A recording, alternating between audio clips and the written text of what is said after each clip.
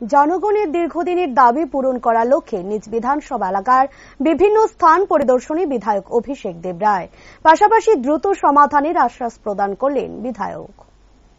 নির্বাচনে জয়ী হবার পর থেকে বিধায়ক হিসাবে নিজ এলাকায় সাধারণ মানুষের দাবি দাওয়া পূরণে দিনরাত কাজ করে চলেছেন বিধায়ক অভিষেক দেবরায়। বৃহস্পতিবার মাতাবাড়ি বিধানসভা কেন্দ্রের বিধায়ক অভিষেক দেবরায় মাতাবাড়ি বিধানসভা কেন্দ্রের মাতাবাড়ি এলাকার মানুষের দীর্ঘদিনের একটি দাবি ছিল যেন এই এলাকায় একটি ইলেকট্রিক মহা শ্মশান করে দেওয়া হয়। সেদিকে লক্ষ্য রেখে বৃহস্পতিবার মাতাবাড়ি পঞ্চায়েতের বিভিন্ন জায়গা পরিদর্শন করেন বিধায়ক অভিষেক দেবরায়। পাশাপাশি উপস্থিত ছিলেন মাতাবাড়ি ব্লকের বিডিও শুভব্রত দে, পঞ্চায়েত সমিতির চেয়ারম্যান সুজন কুমার সেন সহ অন্যান্য দপ্তরের আধিকারিকরা।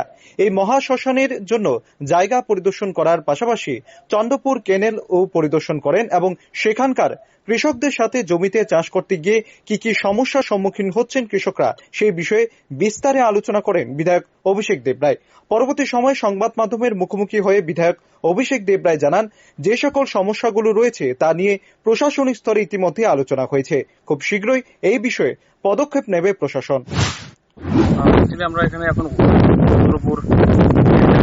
কিছু ইরিগেশনের সমস্যা ছিল, তো এখানে এসি সাহেব এসছেন, আমাদের এসডিও এসছেন, ওয়াটার রিসোর্সেস পঞ্চায়েত সমিতির চেয়ারম্যান প্রধান সমস্ত নেতৃত্বরা এখানে আছেন।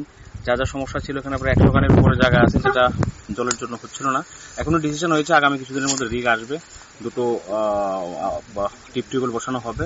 তো একটা সমস্যা তো এখানে সমাধান হলো, ক্যানেলেরও কিছু সমস্যা আছে সেগুলো দেখা হয়েছে। আর মাতাবাড়ির জন্য একটা আধুনিক শ্মশানের জন্য আমরা জায়গা খুঁজছিলাম, তো আমরা পেয়েও গেছি, একটা মহাশ্মশান হবে। মাতাবাড়ি মন্দিরের চারপাশে বা মাতাবাড়ি মন্দির যেন স্বয়ংসম্পূর্ণ থাকে সব দিক থেকে, সেই বিষয়গুলো দেখা, সরজমিনে যাওয়া।